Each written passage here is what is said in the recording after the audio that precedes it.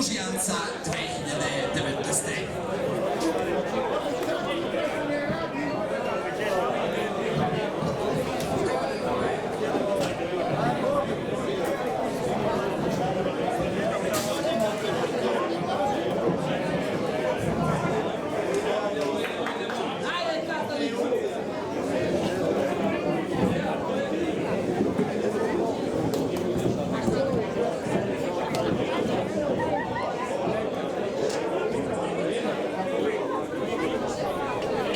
Start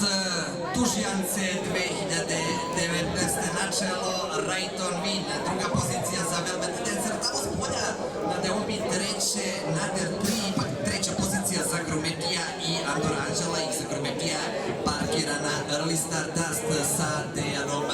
Petrovićem. Isprednjačio je Rajton Win, da li Katanić mlađi želi da primeni onu taktiku iz Subotičke milje, iz oba trčanja, kada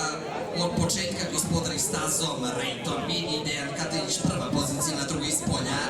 Velvet Dancer i Branislav Mukić iznutra, Grumeti sa Androm Anđelom. Na četvrtu poziciju probija se sada Lucija sa Milanom Tasićem, na petoj je Nadir 6, na Early Stardust zatvorena Early, a onda i dvojac Vlade Milović iznutra, Artist s polja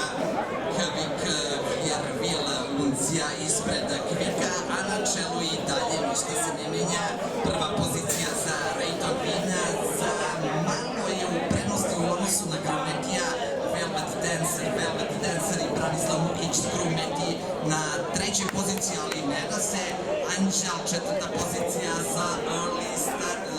Early Stardust i Dejana Petrovića na petoj, Nadir 3 i dalje Rajton Win kontra Pravac, bližimo se završnici Tužjance, Grumeti, druga pozicija, na trećoj Velvet Dancer, grlo broj 8 isključenje, četvrta pozicija za Early Stardust, da li će ova četvorka rešavati pitanje pobednika, na petoj poziciji Nadir 3